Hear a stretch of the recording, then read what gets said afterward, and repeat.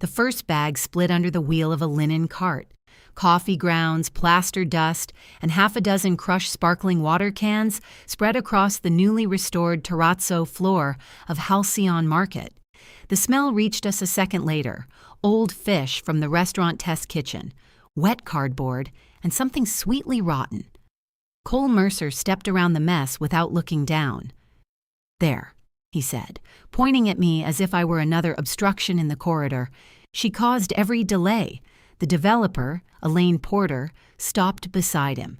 Behind her, 2 architects and a representative from the bank stared past me at 6 demolition carts trapped behind the overflowing compactors in the service alley. "I scheduled 3 pulls," I said.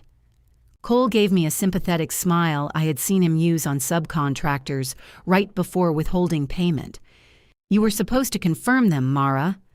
My radio crackled. Luis Ortega's tired voice came through. "Another truck is here. Where do you want him?" I looked through the open loading door. A refrigerated equipment truck was idling in the street, unable to enter because 2 waste containers occupied the only legal unloading space. My phone showed 3 appointments. Under each one, a gray line had appeared. "Canceled by account holder." For 1 second, all I could hear was the linen cartwheel spinning against the torn plastic. Elaine looked at me. "Did you cancel them?" "No." Cole's hand settled briefly between my shoulder blades. To anyone watching, it might have looked reassuring. "Let's keep the walkthrough moving," he said. "Mara can sort out her vendor issue." His fingers pressed hard enough to steer me aside. The Halcyon had been a train depot before someone decided exposed brick and expensive noodles could save it. The main hall still had the high-arched windows, the iron trusses, and an old arrivals board the developer planned to restore as a menu display. Everything else was ducks: temporary walls, extension cords, and grown adults arguing about inches. The service alley was worse. It ran along the east side of the building between the depot and a row of occupied offices. We had 1 gate, 1 loading door, and a daily delivery window the city enforced because traffic backed up near the courthouse. Every cabinet, oven, pallet of tile, and roll-off container had to pass through the same narrow throat. My job was to keep that throat open. Junior Project Coordinator was the title on my email signature. On-site, it meant I scheduled deliveries, tracked closeout documents, updated the 3-week look ahead, found missing material, separated emergencies from men who simply wanted their problem to become my problem, and kept Luis supplied with enough accurate information to run the night shift. Cole knew that. He had hired me because I knew it. Now he led Elaine's group around the stalled carts and through a side passage that was supposed to remain clear for emergency access. I crouched beside the torn bag and pulled it away from the linen cart's axle. "Leave it," Luis said behind me. He had come in through the loading door wearing his yellow vest over a navy work shirt. His gray mustache made him look stern even when he was amused, which was often. "It'll grind into the floor." It already ground into the floor. "That's your comforting voice?" "My comforting voice costs extra." He lifted the bag with both hands. More brown liquid ran onto his boot. "Test kitchen?" I asked. "Test kitchen. They're supposed to separate food waste. They're also supposed to stop plugging their coffee machine into my temporary power, but hope makes fools of us all." A bang sounded from the alley. Someone swore. Luis closed his eyes. "What do we have?" I asked. "Both compactors full, 30-yard roll-off full, masonry carts at the line. Drywall crew started staging in Corridor C because there's nowhere else." Corridor C is part of the fire route. I shared that thought. And they expressed confidence in your ability to solve it. That was job site language for they had dumped the problem and left. I opened the Harlan Environmental Portal again. 3 pickups had been scheduled for Tuesday, Thursday, and that morning. All 3 now showed canceled. My own initials still appeared beside the original bookings. I took screenshots. "Can we get an emergency pull?" Luis asked. "I'll call Darnell." "Do it from the trailer." Cole's doing his voice. I knew which voice he meant. Cole had several. There was the rough, practical voice he used with tradesmen, the polished voice he used with clients, and the soft one he used when telling a room that someone else had disappointed him. From the main hall, I heard him say, "We identified a weakness in coordination, and we're correcting it." Luis raised one eyebrow. I said, "That was fast. He's efficient." That was the uncomfortable thing about Cole. He was efficient. He could look at a set of drawings for 90 seconds and find the access problem an architect had missed for 3 months. He remembered unit prices, crew sizes, and which foreman had promised what over lunch. When the Historic Commission rejected our first mortar sample, Cole found a local supplier with an acceptable mix before I finished writing the rejection notice. He also had a talent for locating the safest available neck when something needed to be stepped on. Our trailer sat beyond the north platform behind orange fencing. I crossed the platform at a jog, passing the red metal hook beside the door. It held the previous day's hall tickets, 3 pink carbon copies, corners curled from the humidity. Every morning I took the tickets down, entered the container numbers and scale weights, then filed them by week. The hook had once held a fire extinguisher. Someone had painted it red, and the paint had chipped away on the bend until bare metal showed through. That morning's hook was missing the white pickup slips I expected. Inside, the air conditioner rattled over the smell of burnt coffee.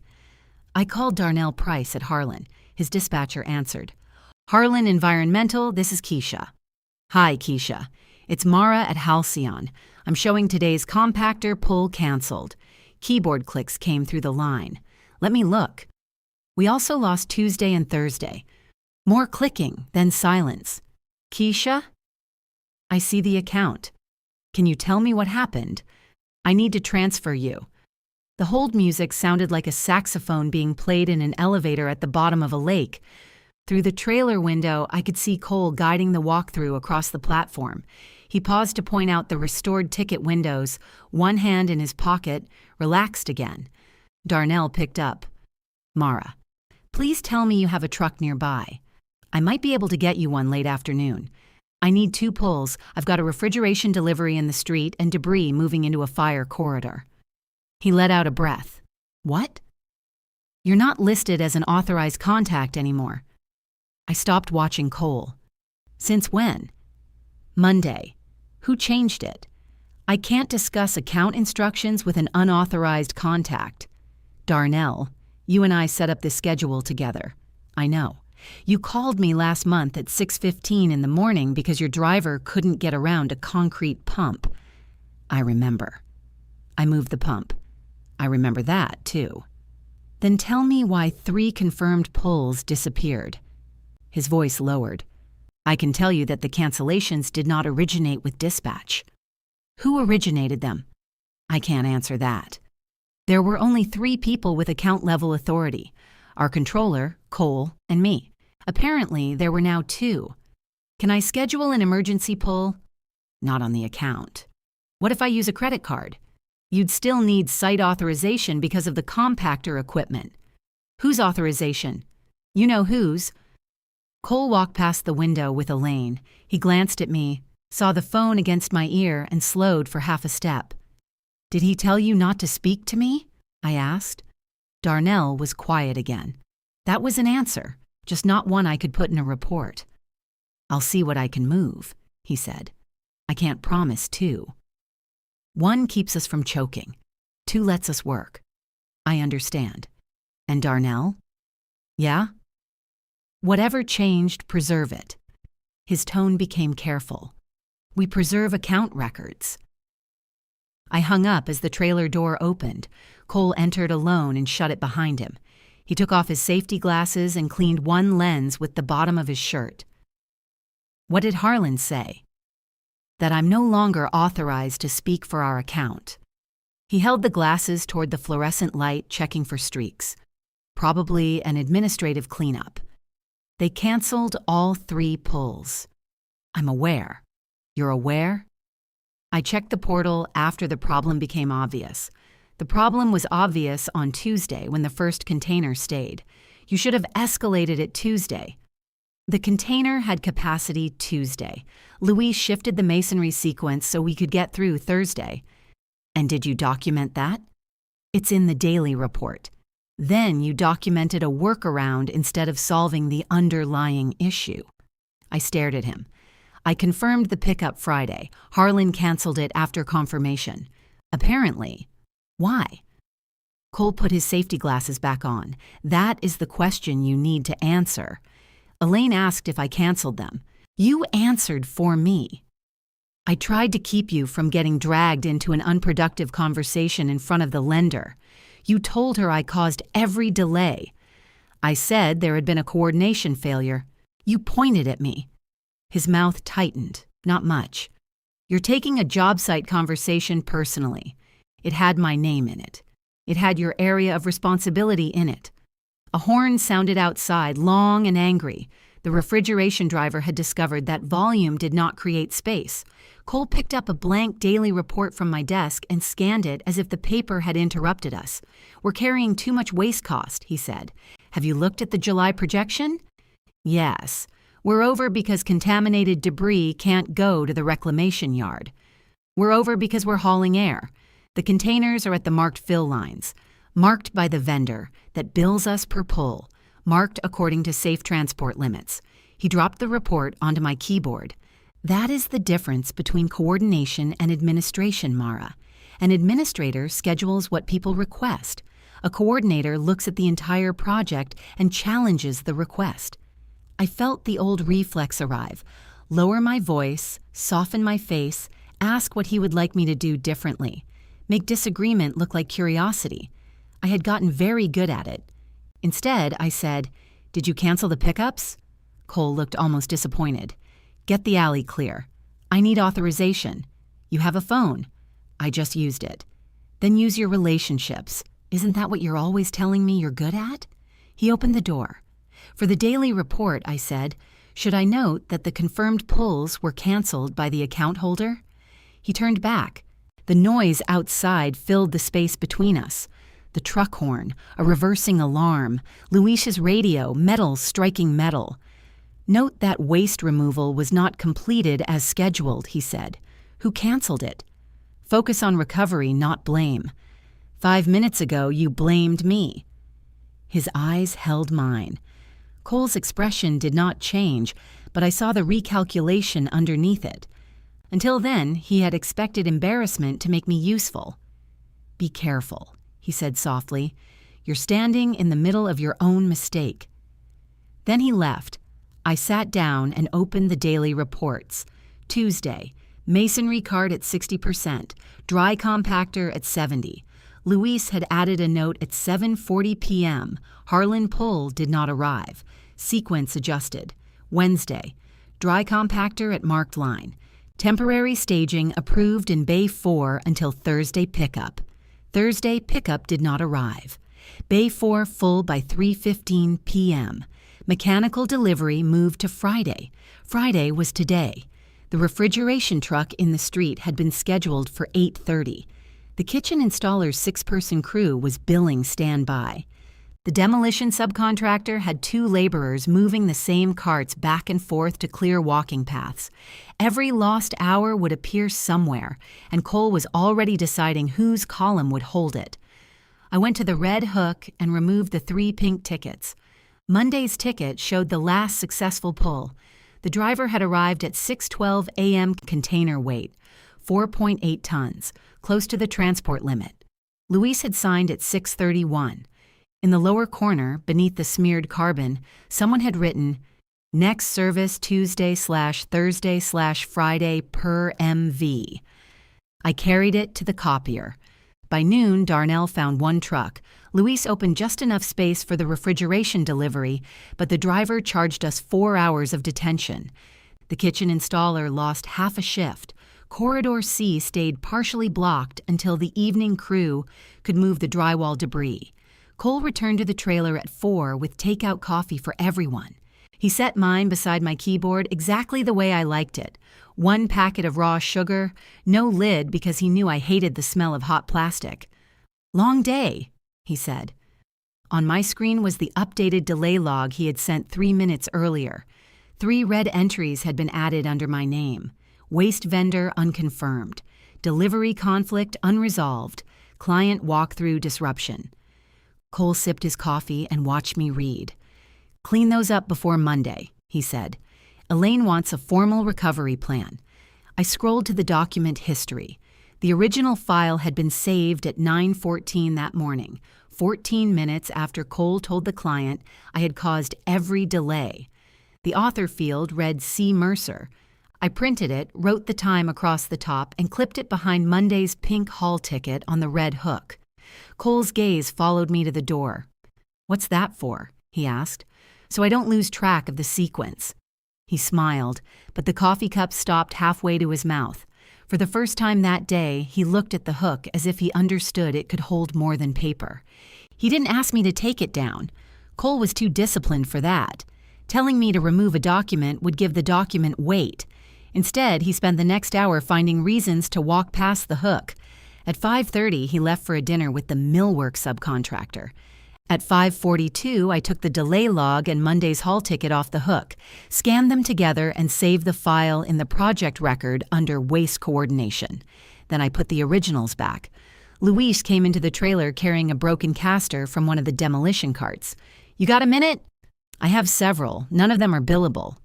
He placed the caster on my desk.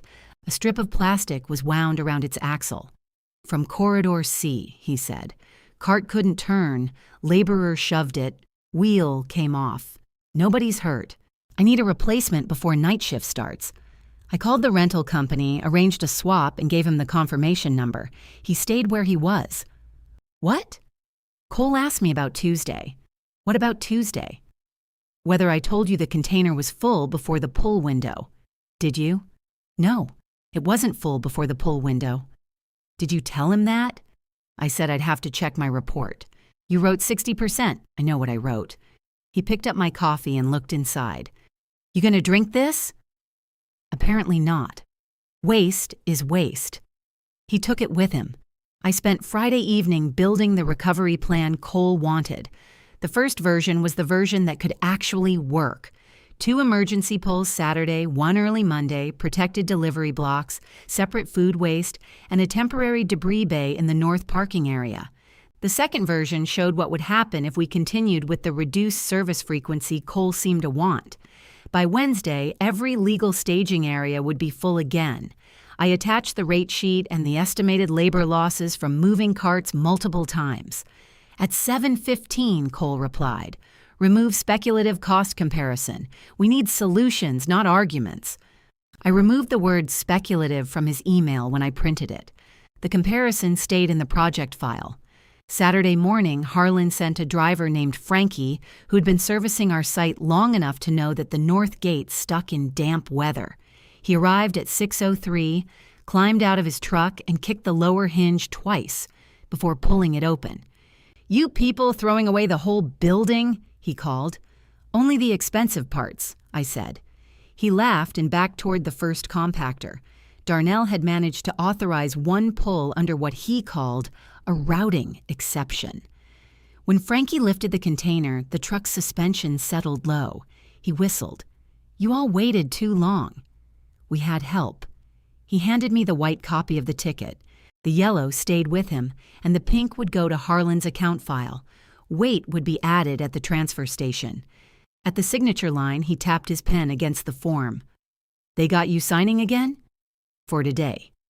"Office told us Mr. Mercer only." "Today has a routing exception." Frankie shrugged. "Those are fancy words for somebody yelling before sunrise." "You should see our change orders." I signed, tore off the white copy, and carried it toward the red hook. Cole's truck pulled into the lot before I reached the trailer. He got out wearing clean jeans, work boots without dust on them, and a quarter-zip sweater with the company logo. He looked at Frankie's truck, then at the ticket in my hand. "How did you get that approved?" Darnell moved a truck. "That isn't what I asked. We needed the pull." "I told you to solve the problem, not create an account exception. I'll have to explain." "The client's refrigeration equipment is inside. Corridor C will be clear by 9. Cole glanced toward the loading door. Luis and 2 laborers were already rolling debris carts out of the corridor. Did you authorize a second pull? I requested one. Cancel it. Why? Because I negotiated a lower service frequency. There it was, spoken plainly enough to change the air between us. You negotiated it when? The waste projection was out of control. So you canceled the standing schedule. I adjusted it. Without telling me. I expected Harlan to coordinate with the site. You told them not to coordinate with me. His head tilted. Who said that? They removed me as an authorized contact. That's not an answer. You're right. It's a fact. He took the ticket from my hand and examined it. Frankie idled behind him, waiting for the gate. Cole lowered his voice. We have a fixed general conditions budget. Every unnecessary pull comes out of our margin. The contaminated loads already cost us the reclamation credit I carried in the estimate. If we keep sending half-full containers, we lose another $18,000. Monday's container weighed almost 5 tons. One container. The others were near their marked lines. Then the crews need to break down material better. The crews are being paid to install, demolish, and clean. Every hour they spend nesting scraps to save a haul is still an hour we pay for. I know how labor works. I know you do. That irritated him more than if I had called him incompetent. He looked at the white ticket again. I'm trying to keep this project profitable enough that we all receive bonuses. Then why did you put the delays under my name? Because the site backed up under your coordination. After you changed the service plan, a competent coordinator adapts. A competent director tells the coordinator the plan changed. Frankie gave the truck horn a short tap. Cole turned and waved him through the gate with an angry sweep of his arm. Do not schedule another pull without my written approval, he said. Then give me written approval for Monday. I'll review actual capacity Monday morning. Our pull window is 6 to 8. If you review capacity at 7, Harlan can't get a truck here until afternoon. Then you'd better have accurate numbers at 6. He handed the ticket back. Why are you here, Cole? This is my project. You were supposed to be at your mother's anniversary lunch in Richmond. His expression shifted. The change was small but real. Cole spoke about his mother more than anyone else in his family, usually as evidence that he had obligations the rest of us failed to appreciate. He had spent 2 weeks arranging a private room for her and the 5 friends who had helped her keep a printing business alive after his father died. He had also complained about the price of the cake. It's dinner, he said. You said lunch. It changed. Did anyone tell the coordinator? He almost smiled. That was another uncomfortable thing about Cole. Sometimes he could see the shape of his own behavior and find it funny. It never stopped him. You used to be easier to work with, he said. You used to tell me when you canceled my vendors. He walked away before I could ask for the ticket back a second time. At 8:47, the transfer station added a weight of 5.1 tons. I entered it into the log and emailed Cole the capacity report. He did not approve Monday's pull. By 6 Monday morning, I was standing in the alley with Luis, a flashlight and a tape measure. We measured the open space in each container because photographs flattened the piles and Cole had started challenging percentages. 30-yard roll-off is 9 inches below line, Luis said. I wrote it down. Compactor? Gauge says 88. The gauge said 88 Friday morning. Gauge is also a liar. He knocked on the side. The metal answered with a dense thud. Call it full. I need measurable. He looked around, picked up the broken caster he had left near the loading door, and dropped it through the compactor hatch. It landed immediately. 6 inches, he said. Measurable. You've been waiting to do that. A little. We finished at 6:18. I emailed the measurements, photographs, crew forecast, and delivery schedule to Cole. At 6:46, he replied, hold service pending review. At 7:10, he arrived and spent 11 minutes looking into containers we had already measured. Roll-off can take more, he said. The line is there. He pointed to a lower faded stripe beneath the bright orange one. That was the original fill mark. That was for clean demolition debris. Harlan lowered it when we started loading mixed material. Who approved that? I opened the email on my phone. You did, May 17th. He read his own response twice. Fine. Proceed with revised loading protocol. Minimize impact. Luis coughed into his fist. Cole handed my phone back. Get the compactor pulled. Hold the roll-off. Harlan's window closed 10 minutes ago. Then get them here. Darnell found a truck for 11:30. By then, the stone supplier had arrived with 12 pallets that could not fit through the alley. We sent him to a paid holding lot 4 blocks away. The mason's forklift operator waited on site. At $10 a minute between them, Cole's saved pickup had become expensive. He still might have been right in a quieter project. That was what made him dangerous. Lowering service frequency was not absurd. On a warehouse site with open acreage, we could have staged carts, consolidated loads, and waited for full containers. At Halcyon, one blocked alley touched every trade. Cole had taken a reasonable idea from the wrong kind of job and decided reality was insubordinate.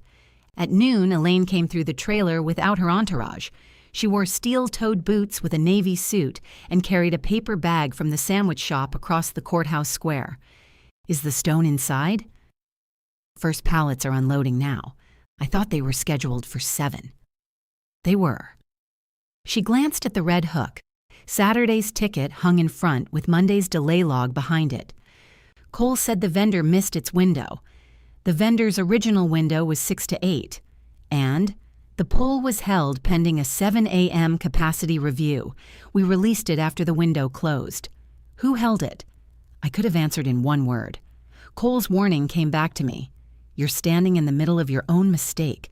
So did Darnell's careful silence. We preserve account records. The instruction came through Cole, I said. Elaine looked at my face, then at the hook again. Is that in your daily report? It will be. I'd like the supporting emails with the next schedule update. I'll include them. She opened her paper bag and took out 2 wrapped sandwiches. Turkey or something described as Mediterranean. What's in the Mediterranean? According to the label, hummus and optimism. I'll take turkey. She passed it to me. That was all. She did not promise anything. She ate standing at the end of the plan table while I updated the delivery sequence. Before she left, she folded her sandwich wrapper into a precise square and put it in the trash. At 1:30, Cole summoned me to the main office downtown. He kept me waiting 20 minutes in a glass conference room while he spoke with Sandra Wells, the company controller. Sandra came out carrying a yellow legal pad against her chest. She usually stopped to ask whether our invoices matched the field tickets. This time, she gave me a tight nod and continued down the hall. Cole sat at the head of the table with my recovery plan in front of him. You shared internal correspondence with the client. Elaine requested support for the schedule update. You volunteered that I held the pull. She asked, you could have explained that capacity review is standard cost control. It isn't standard at Halcyon. He tapped my cost comparison with one finger. I told you to remove this. From the recovery plan. I did. You included it as an appendix. It supports the recommended service level. It makes a management decision look irresponsible. The detention and standby charges are invoices, Cole. I didn't create them. You created a narrative around them. I put them in time order. He leaned back. Behind him, framed photographs showed company projects after completion. Clean lobbies, bright offices, restaurants without cords across the floor. Cole appeared in 2 ribbon-cutting pictures, smiling as if construction happened primarily through optimism and dry cleaning. Your judgment is becoming a problem, he said. My judgment got the corridor clear. Your inability to respect reporting lines exposed us to a client before we had aligned internally. Aligned on what? On facts. I waited. He slid a 1-page form toward me. It reassigned client communications to him and moved me to procurement support through the end of the month. Decorative fixtures, appliance accessories, attic stock, the quiet tasks that happened away from the alley and away from Elaine. You're removing me from site coordination. Temporarily. Who's taking it? I'll oversee logistics directly. Luis can manage field execution. Luis works nights. He'll adjust. And my bonus? Cole folded his hands. Performance bonuses depend on performance. The number was not enormous. It was enough to replace my car's failing transmission without financing it, enough that I had already let myself count on it.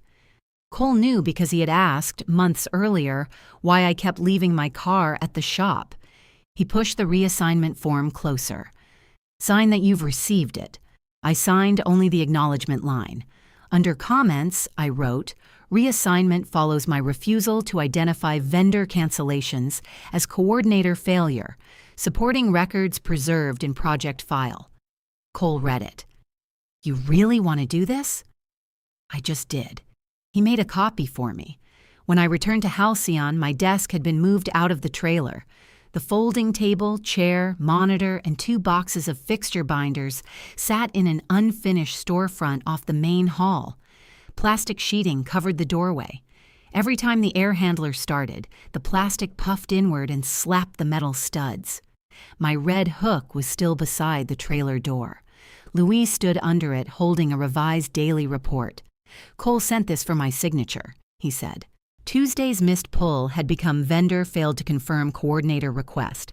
Thursday's entries said coordinator did not escalate capacity restriction. Friday's said site supervision redirected debris without approval. Luis handed me a pen. He told me to correct my originals to match.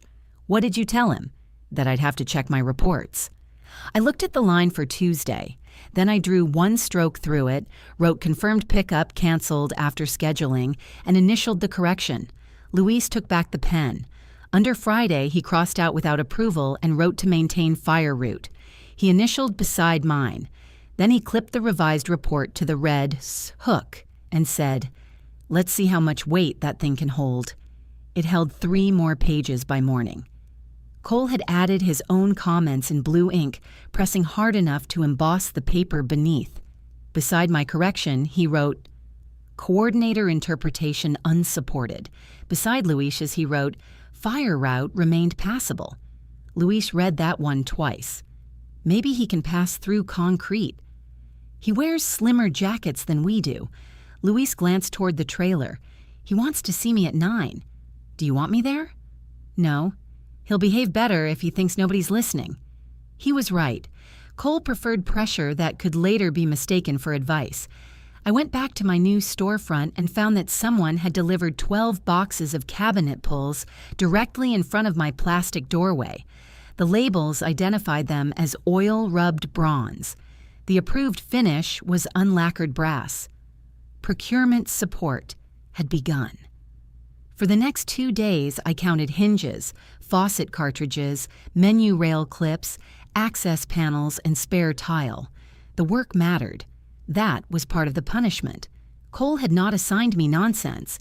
He had assigned me necessary work far enough from the project's central decisions that I could be useful without being visible. People stopped wandering by to ask me questions. When they did, they checked the corridor first. Beck Ramsey, the kitchen installer's project manager, stepped through my plastic sheeting Tuesday afternoon holding a small brass bracket. "Did I find you?" "You found decorative exile." "Is that near plumbing?" "Everything is near plumbing eventually." He placed the bracket on my folding table. "We have 11 of these. Need 12. I checked the packing list. 12 brackets had shipped, supposedly in Box 7. Box 7 contained 11 brackets and a packet of mounting screws for a different system. "Can you work around one missing?" "If the health inspector doesn't mind a hanging rail supported by prayer." "When do you need it?" "Thursday. The manufacturer's standard lead time was 3 weeks. Cole would have known that and treated it as proof that no useful solution existed."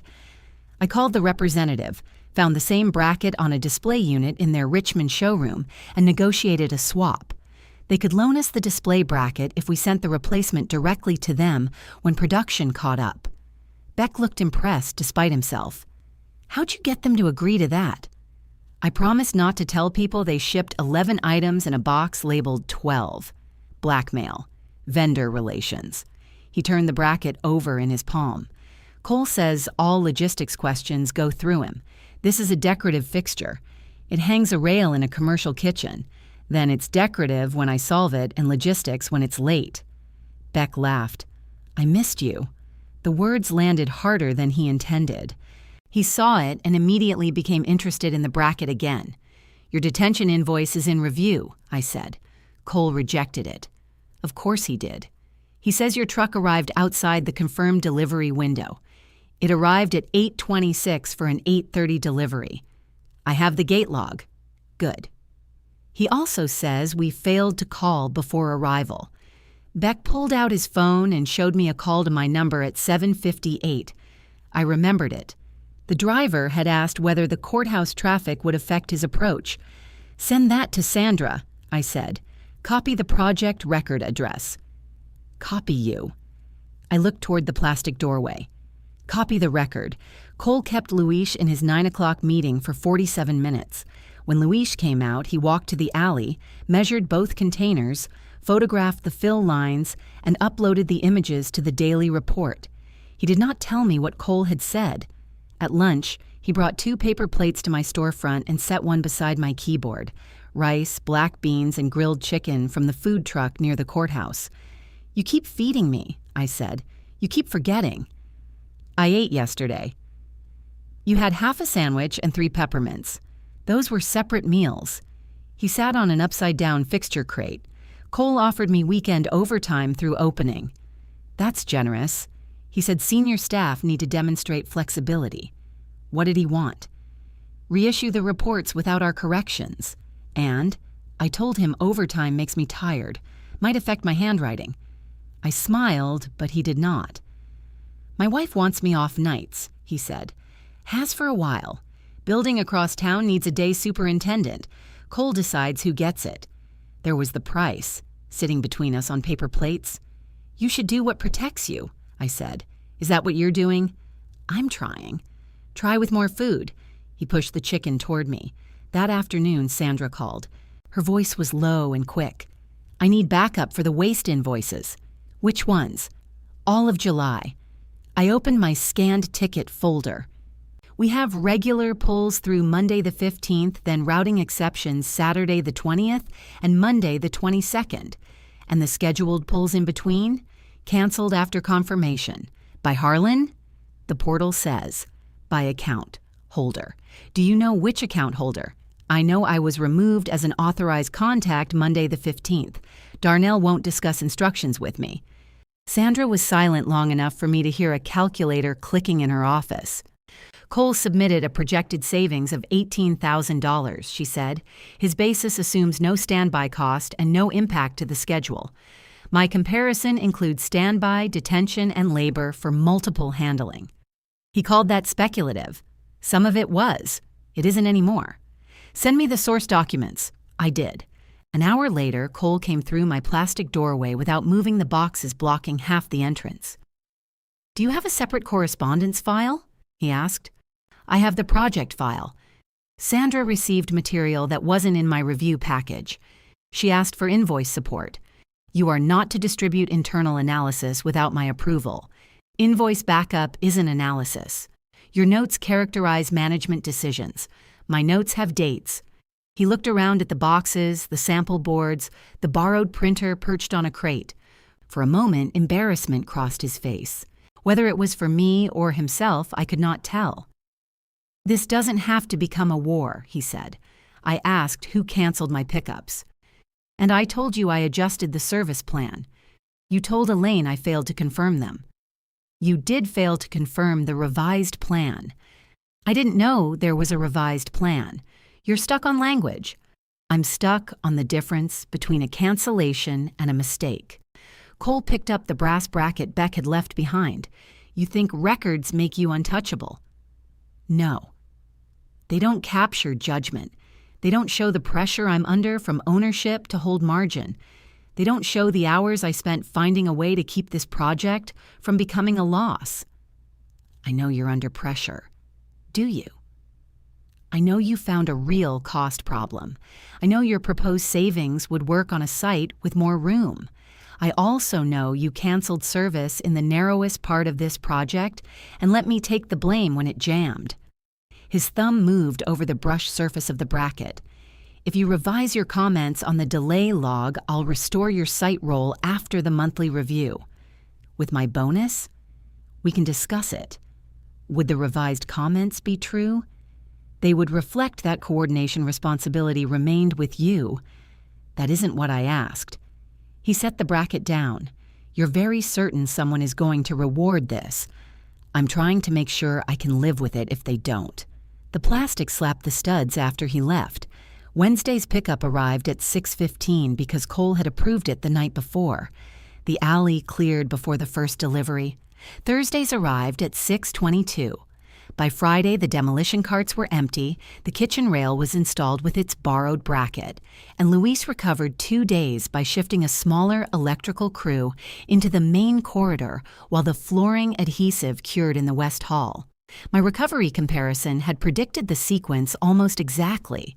Cole presented it to Elaine as the result of tighter field controls. Elaine listened, asked 2 questions about container weights, and then requested a private walk with me. We moved through the old waiting room where painters were applying deep green enamel to the restored ticket windows. Elaine stopped near the arrivals board. Most of its old letter tiles were gone, leaving black rows with pale gaps where destinations had been. "I'm not asking you to accuse your employer," she said. "That's a comforting opening. I'm asking what process keeps this from happening again. Changes affecting the alley need 2 approvals. Whose? The person controlling cost and the person controlling field sequence. That sounds like Cole and you. I'm not controlling field sequence anymore. Then Cole and Luis. Luis reports to Cole. If it's a major service change, 1 approval should come from your operations team. You want me to approve trash pickups? I want your team to approve changes to the logistics plan you're paying us to maintain. The alley affects every tenant delivery. Waste is one part of it." Elaine looked up at the empty arrival rows. "Can you write a protocol without editorial comments?" "Yes." "Can Cole?" "I don't answer for him anymore." That earned a brief smile. The protocol was 5 paragraphs. Routine pulls remained under our control. Any suspension longer than 1 service window required written approval from our field superintendent and Elaine's operations manager. Any change affecting the fire route or a confirmed delivery had to be circulated to all impacted trades. Elaine added it to the owner's field directive Friday afternoon. Cole called it bureaucratic overreach. Then he signed. With the pickups restored, the site began moving again. That helped Cole as much as it helped me. He used the clean alley to push the trades harder, found a sequencing gap around the delayed stone, and negotiated a Saturday shift from the flooring subcontractor at no premium. By the next schedule update, we had recovered most of the visible delay. He was good. He was angry. Those 2 qualities made him busier, not weaker. He began separating costs from time. In his revised narrative, the cancellation had saved hauling expense, while vendor unreliability and my failure to coordinate had caused the congestion.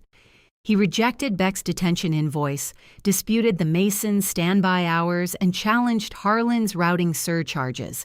Then he offered Harlan the waste package on our next downtown project. Darnell called me from his cell Friday evening. "Cole wants me at the monthly review." I stepped outside my storefront.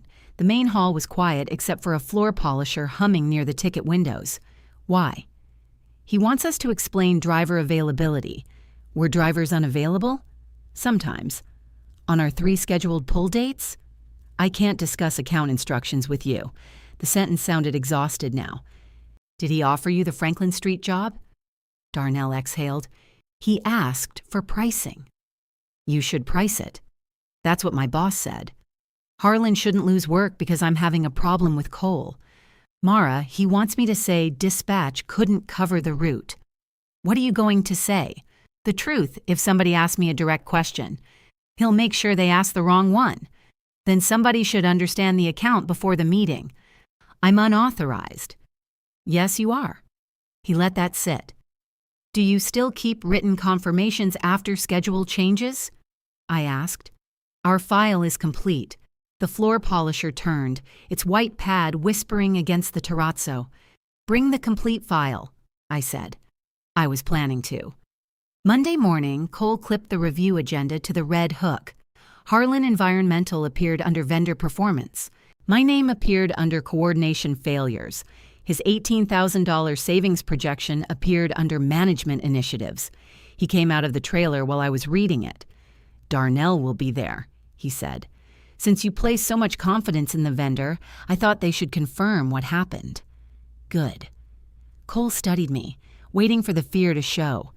When it didn't, he straightened the agenda on the hook so his name at the top sat perfectly level.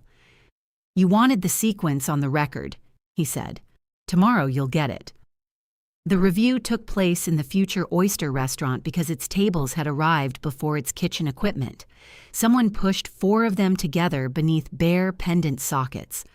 The chairs were expensive, low-backed, and designed for meals shorter than the one we were about to have. Elaine sat across from Cole with her operations manager and the developer's construction consultant. Sandra took the chair beside Martin Avery, our company president. Martin usually visited Halcyon for lender tours and photographs. That morning, he carried a legal pad with our logo at the top and had left his suit jacket in his truck. Luis sat at the far end, still in his night shift clothes. Darnell arrived with a black accordion folder under one arm. Cole gave me the chair nearest the open doorway. It placed me outside the circle whenever a waiter eventually occupied the table. I moved it 6 inches inward. Cole began with the schedule. He had prepared 12 slides showing the waste cost projection, the delivery delays, the recovery sequence, and the project's current completion date. His facts were selectively accurate. Contaminated debris had eliminated a reclamation credit. Some containers had left with unused volume. Harlan had experienced driver shortages elsewhere in the city. I had been responsible for confirming logistics. He described his service reduction as a controlled cost initiative. He described the next 3 missed pulls as a breakdown in field coordination. My name appeared 4 times. Despite these issues, he said, management intervention restored the sequence and recovered the critical path. He clicked to a photograph of the clean alley. It had been taken Thursday morning after the dual approval protocol restored the pickup schedule. Elaine studied the slide. Management intervention, meaning the owner's field directive? She asked. That was one component. The component that reinstated regular service? We were already moving in that direction. Cole clicked past it. He reviewed Beck's detention charge, the stone supplier's holding fee, Mason standby, Harlan's routing exception, and the extra labor for multiple handling. He recommended rejecting most of them. According to his chart, the subcontractors had failed to mitigate conditions. Harlan had failed to meet service expectations, and I had failed to escalate. Martin tapped his pen against his legal pad. You're still showing $18,000 in savings. That is the projected reduction over the remaining duration. Sandra said, gross reduction. Cole looked at her. Correct. Before the incurred charges. Several charges are disputed. All incurred, Sandra said. Disputed doesn't mean imaginary. Martin stopped tapping his pen. Cole switched to a slide titled Vendor Performance. This is where I think Darnell can give us clarity. Harlan had significant routing constraints during the week in question. Mara has implied that management deliberately created the service gap, but the vendor's own availability was a contributing factor. I said the confirmed pulls were canceled by the account holder, I said. Cole turned from the screen. And Harlan can confirm what that means operationally. He faced Darnell. You had driver shortages that week, correct? Darnell rested both hands on the accordion folder. We had days when our route capacity was tight. And you could not guarantee every requested service window. We guarantee confirmed service unless it's canceled, delayed by site access, or interrupted by equipment problems. Cole nodded as if Darnell had agreed with him. So when Mara called Friday morning and requested emergency service, you couldn't provide 2 immediate pulls. That's correct. Because you lacked available drivers. Because the original pulls had been canceled and those route spaces had been assigned to other customers. The room became still enough to hear a saw running somewhere beyond the temporary wall. Cole's thumb rested on the presentation remote. But you had routing constraints. After the cancellations, yes. Who canceled the pickups? Elaine asked. Darnell looked at Cole. Cole answered first.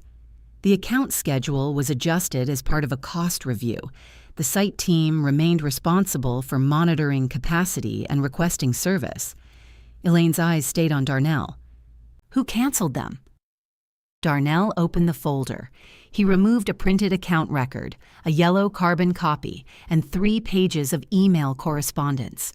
The yellow copy was Harlan's version of the Monday ticket I had scanned from the red hook.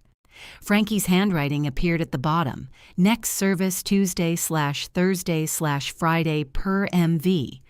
Darnell slid it to the center of the table. This was the last completed pull before the service gap, he said. The recurring schedule was active when our driver left the site. Cole leaned forward. No one is disputing that there had been a schedule. Darnell placed the printed account record beside the ticket. At 4:38 Monday afternoon, we received an instruction from an authorized account holder. What instruction? Elaine asked. Cole set down the remote. We don't need to read internal vendor notes aloud. The question is whether Harlan communicated adequately with field staff. You asked them to confirm your version, I said. His eyes moved to me. Elaine said, read the instruction, please. Darnell adjusted his glasses and read. Effective immediately, cancel every scheduled pickup at Halcyon Market until I personally reinstate service. Do not accept additional pulls or schedule changes from Mara Vance. Remove her as an authorized contact. Do not copy her on this cancellation. Direct all account communication to me. The saw beyond the wall stopped. Darnell continued. Request submitted by Cole Mercer, Project Director. Account authorization verified at 4:41 p.m. Confirmation sent to Cole Mercer at 4:44. Cole's chair creaked as he shifted. That was a temporary service hold, he said. It was intended to force a capacity review, not eliminate communication at the site. Darnell looked down at the record. The word used in the request was cancel, because that's the terminology in your system. It's also the action our system performed. You could have notified site supervision. The request says not to accept instructions from Mara and not to copy her. Luis was the superintendent. Luis was not an authorized account contact. Cole picked up the printed record. You're reading a shorthand instruction without the context of our larger cost discussion. Darnell removed the first email page. This is the written confirmation we sent after the call. It repeats the full instruction. Cole's face colored along the line of his collar. You have no objection to reading client correspondence at a meeting where your company is seeking payment? You requested that I attend and confirm the account history. I requested that you explain the service failure. The scheduled service didn't fail. It was canceled. Darnell said it without emphasis. That made it land harder. Cole turned to Martin. I made a cost control decision. Mara's responsibility did not disappear simply because service frequency changed. Martin held out his hand for the record. Cole passed it over. When did you tell her it changed? Martin asked. I instructed the site to monitor capacity. That wasn't my question. Cole looked at Luis. The field team knew we were over budget. Luis leaned back in the delicate restaurant chair. I knew we were over. I didn't know pickups were canceled. I asked you to pack containers efficiently. You ask that every week. And did Mara know? Luis glanced at me, then at Cole. She found out Friday when Harlan wouldn't talk to her. Cole's jaw moved. I opened my binder. My confirmations for Tuesday, Thursday, and Friday are here. The portal screenshots show each one canceled by the account holder. Tuesday's report shows capacity at 60% before the missed window, so Luis adjusted the masonry sequence. Thursday's report shows the compactor at the revised fill line. That line was approved by Cole on May 17th for mixed debris. I passed around the email Cole had read on my phone in the alley. The Friday refrigeration delivery was confirmed for 8:30. The driver called at 7:58 and arrived at 8:26. The gate log matches both times. Access was blocked because Friday's pull had already been canceled. Sandra added a spreadsheet to the growing stack. The The current incurred cost is $11,400, excluding 2 disputed labor tickets and our internal overtime. That leaves a maximum possible savings of $6,600 if the lower service level continued without further congestion. It wouldn't, I said. The crew forecast fills both legal staging areas by Wednesday. Cole gave a short, humorless laugh. So this is the conclusion. We should never challenge a vendor schedule because the coordinator who built it has documentation. No, Martin said. The conclusion is that you challenged it, concealed the change from the person coordinating the site, and blamed her when the predictable impact became visible to the client. I did not conceal it. Darnell tapped the line with one finger. Do not copy her on this cancellation. Cole looked at the account record, then at me. For weeks, he had treated sequence as a weapon that belonged to whoever described it first. Now every answer he offered collided with an earlier document. Elaine closed her copy of the agenda. We will not support a delay claim against Harlan for the canceled dates. We will not accept any project record identifying Mara as the cause of those delays. Submit a corrected narrative with the next pay application. Cole reached for his remote. We still need to address the broader vendor performance issue. No, Elaine said. We need to build a food hall. Martin asked Cole and Sandra to stay after the rest of us left. Cole did not look at me as I gathered my binder. Darnell returned the yellow ticket to his accordion folder, but left the cancellation record with Martin. In the corridor, Louis stopped beside the dark green ticket windows. I think my report was accurate, he said. It had strong handwriting. Overtime makes me tired. Darnell joined us, carrying the folder against his side. You knew he'd make me read it, he said to me. I knew he'd ask you to confirm the wrong thing. He offered us Franklin Street. Are you going to price it? We already did. Louise frowned. After this? Darnell shrugged. Trucks don't have feelings. Our contract does. I laughed for the first time that morning. Cole stayed in the restaurant for nearly 2 hours. By afternoon, Martin had requested the account history for every major service change Cole had approved during the previous 6 months.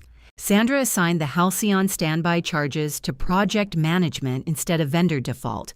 The $18,000 savings disappeared from the forecast. Cole remained through the end of the week. He ran coordination meetings, challenged quantities, and found a cheaper way to fabricate 2 missing stainless steel panels. He was still good at his job. People simply stopped accepting his description of events without opening the backup. The following Monday, Martin reassigned him to the estimating department pending completion of the cost control review. Cole kept his salary and his office downtown.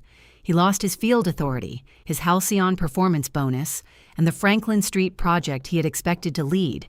He came to collect his things from the trailer after most of the crews had left. I was back at my old desk, entering Friday's hall waits.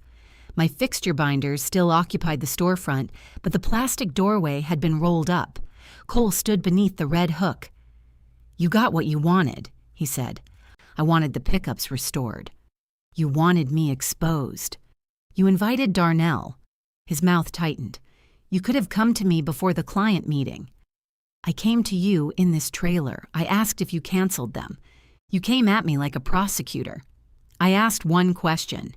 He looked around the trailer at the schedule board, radio chargers, stained coffee maker, and stacked daily reports. I was trying to save a bad estimate, he said. I know. That credit was in my number. Martin approved the number. Then everyone acted shocked when I tried to recover it. You had a real problem.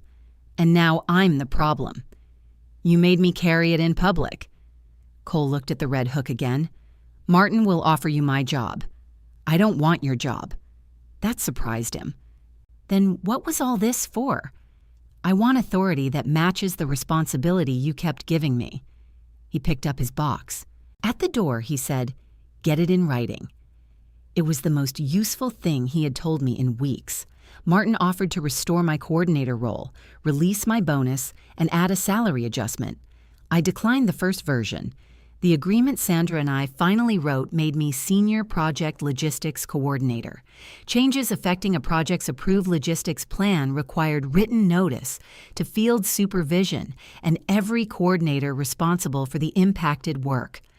My performance review no longer belonged to one director. The correction to Halcyon's delay record was attached to my personnel file, along with Martin's acknowledgement that my original reports were accurate. Luis accepted the day superintendent position across town. His corrected reports followed him there as evidence of judgment, not disloyalty. Halcyon opened with 3 restaurants still arguing over storage shelves and 1 menu board missing half its brass letters. The alley was clean. Frankie made the final construction waste pull at 6:07 that morning and handed me the white ticket through his truck window. "Last one," he said. "You finally threw away the whole building. Only the expensive parts." I entered the weight, closed the weekly file, and clipped the ticket to the dented red hook. Later, when the restored arrivals board flickered on above the crowded hall, I returned to the trailer. I took down the clean ticket, folded it once, and slipped it into my pocket. The empty hook caught the morning light through the open door.